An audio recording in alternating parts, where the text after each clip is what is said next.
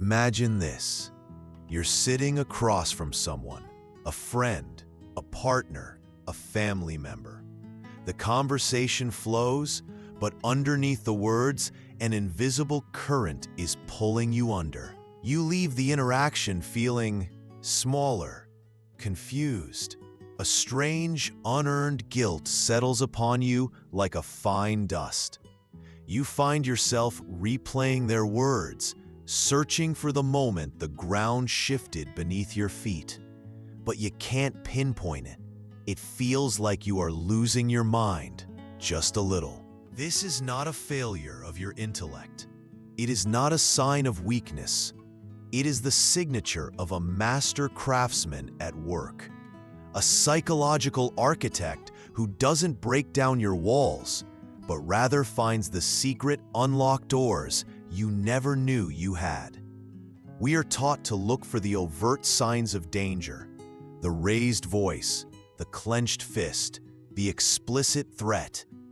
But the most profound manipulation is silent. It is a poison administered in microdoses of doubt, a cage built with bars of affection, a war fought on a battlefield inside your own soul. The manipulator's greatest trick is not to convince you they are right, but to convince you that you are fundamentally wrong. Wrong in your feelings, wrong in your memories, wrong in your very perception of reality.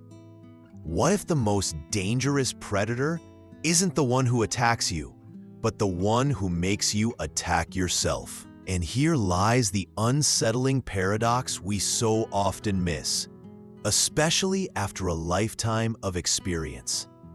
Our wisdom, our empathy, our deep desire for harmony, the very qualities we have cultivated over decades, can become the vulnerabilities that manipulators exploit. They don't win by being stronger. They win by turning our strengths against us. So the great question isn't just, how do I spot a manipulator? That is a child's question. The real soul-shaking question, the one that leads to true freedom, is, what is it inside of me that grants them entry?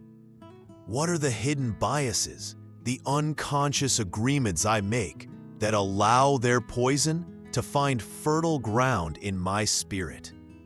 This is the labyrinth we must walk to reclaim our sovereignty. If you feel a flicker of recognition in this, a sense that you are on the brink of understanding a profound truth about your own life, then you are in the right place. This journey is not for the faint of heart, but it is for those who are ready to be free. To ensure you don't miss the revelations to come, take a moment now to subscribe to this channel and turn on notifications. Join a community of thinkers who choose to look deeper. To understand how the lock is picked, we must first understand the lock itself. The Swiss psychiatrist Carl Jung, a man who journeyed into the deepest chasms of the human psyche, gave us the keys. He understood that our vulnerability to manipulation is not a flaw, but a feature of our psychological makeup. The manipulator is simply an opportunist who has intuitively learned to exploit our inner architecture. In Jungian terms, the persona is the mask we present to the world. It's the polished, agreeable, socially acceptable version of ourselves. The good parent, the loyal friend, the competent professional. It is not inherently false. It is a necessary tool for navigating society. We all have one. The problem arises when we fall in love with the masks of others, and, more dangerously, when a manipulator perfects their own. The manipulator is a master of the persona. They craft a mask of impeccable charm, of profound empathy, of unshakable integrity. They study you. They learn what you value. be it kindness, intelligence, or strength, and they become a flawless mirror of that value. Friedrich Nietzsche spoke of the will to power, and for the manipulator, this power is not sought through overt domination, but through covert influence. Their persona is their greatest weapon, and we are willing accomplices in this deception. Why? Because we have a deep-seated desire for the world to be good, for people to be who they appear to be. After witnessing a lifetime of complexities and disappointments, the allure of someone simple, someone perfect, is almost irresistible. We see their flawless mask, and we desperately want it to be real. Our own persona, the nice or understanding part of us, wants to avoid conflict and maintain harmony. So when our intuition whispers a warning, a flicker of coldness in their eyes, a story that doesn't quite add up, we silence it. We dismiss it as paranoia or cynicism. We choose to believe the beautiful lie because the truth would be too disruptive. We mistake their perfect mask for a perfect soul, and in doing so, we hand them the key to our trust. This isn't naivete. It is a profound, almost tragic, human yearning for an ideal that the manipulator has learned to weaponize. The trap is set not when they lie to us, but when we begin to lie to ourselves. But the illusion of the persona is only the first lock on the door. The next layer goes deeper, into the darkness we all carry but refuse to see. Once a manipulator has gained your trust by mastering the persona, they begin their most insidious work. This is where the second bias comes into play. A mechanism so powerful, it can dismantle a person's sense of self from the inside out. Jung called this the shadow. The shadow is everything within us that we have repressed, disowned, or refused to acknowledge.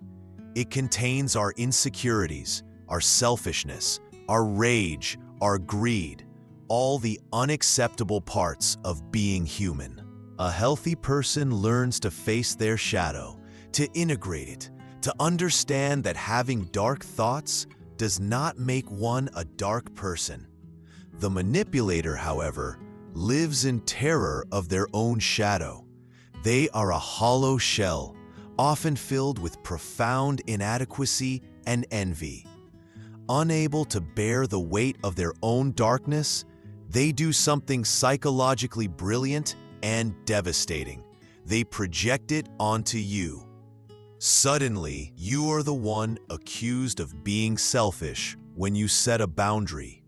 You are the one called crazy or too sensitive when you react to their subtle cruelty. You are the one who is manipulative when you question their motives. They take all the poison from their own soul and inject it directly into yours. And here is why it works so terrifyingly well. Because you, a person of conscience, know you are not perfect. You know you have your own shadow. You have moments of selfishness, of anger, of doubt. So when the manipulator accuses you of these things, a part of you agrees. Maybe I am being too sensitive, you think. Maybe I am the problem. Your own self-awareness becomes the hook. They're not creating a new wound. They're pouring salt into one that already exists within every human being. This is where cognitive biases, like the confirmation bias, lock you into their prison. Once you begin to suspect you are the bad one in the relationship, you will subconsciously start looking for evidence to confirm it, ignoring the mountain of evidence to the contrary. Every mistake you make becomes proof of your inherent flawedness, while their transgressions are excused as reactions to your behavior.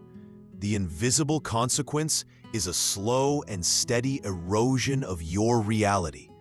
You become trapped in a psychic fog, a state of chronic self-doubt. You lose the ability to trust your own judgment. The loneliness is profound because you are isolated not just from the manipulator, but from yourself. You are living in a psychological prison where the manipulator is the warden, but you have become your own jailer. The urgency to escape this trap is not just about emotional well-being. It is about reclaiming your very sanity before you forget who you were before the fog rolled in. How do you fight an enemy who has set up a command post inside your own mind? You do not fight them on their terms. You stage a rebellion not of anger, but of radical perspective. In Jungian psychology, the anima is the unconscious feminine archetype within a man, and the animus is the unconscious masculine archetype within a woman. These are not about gender, but about energy, the inner blueprint of the other that we carry within us. We often project this inner figure onto people in the external world, searching for our other half, the one who will complete us. This is the manipulator's masterstroke. They don't just present a perfect persona, they present your perfect persona. They study your unmet needs, your deepest longings, the missing pieces of your own soul, and they become the living embodiment of your anima or animus projection. If you long for strength, they appear as a pillar of certainty. If you crave nurturing, they become the embodiment of unconditional care. They become the answer to a prayer you never knew you whispered. This creates a bond of intoxicating power. It feels like destiny, like finding a soulmate. All logic, all red flags are burned away in the fire of this perceived connection. You are not addicted to them. You are addicted to the feeling of wholeness they seem to provide. You are addicted to seeing your own soul reflected back at you. The rebellion, then, is the act of withdrawing this projection. It is the most painful and most liberating act of self-love. It is the realization that no one outside of you can ever complete you. The wholeness you seek is not in another person. It is in the integration of your own inner anima or animus. The solution is not to find a stronger man or a kinder woman. It is to cultivate your own inner strength, your own inner kindness. How is this done? First, by radical self-honesty. You must look at the person not as you wish them to be, but as they truly are, based on their actions, not their words. Let their behavior be the only data you trust. Second, you must turn inwards. Instead of seeking validation from them, you must learn to validate yourself. When you feel a wave of self-doubt, you do not ask them for reassurance. You sit with the feeling. You ask yourself, where is this coming from? Is this mine or was it given to me? You start to untangle their voice from your own. This is the path of individuation, as Jung called it. It is the journey of becoming whole, of integrating your persona, your shadow, and your anima animus. It is to realize that the person who betrayed you was not your nemesis, but a catalyst, a merciless teacher who forced you to embark on the most important journey of all, the journey back to yourself. You start to see that true power is not controlling others, but having such unshakable control of your own inner world that no one can ever destabilize it again. We have journeyed through the fog of confusion. We've named the hidden biases, and we sparked a rebellion of the spirit. But what is the final, ultimate truth that lies at the end of this path? What is the realization that transforms this painful experience from a scar into a source of profound power. Their power is a shadow cast by the light you have not yet claimed for yourself. They are a vacuum, and they can only exist by drawing from your substance. Their entire strategy relies on your unawareness of your own psychological architecture. They need your belief in their persona. They need your willingness to carry their shadow. They need your projection of your soul's counterpart onto them. The moment you begin the work of integration, their power begins to dissolve.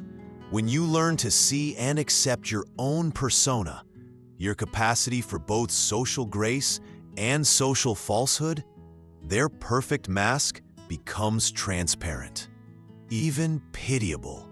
You no longer need to believe in their perfection because you have made peace with your own imperfection. When you bravely turn and face your own shadow, your capacity for anger, envy, and selfishness, you can no longer be a vessel for theirs. When they try to project their darkness onto you, it will no longer stick. You will simply see it for what it is, their pain, not yours.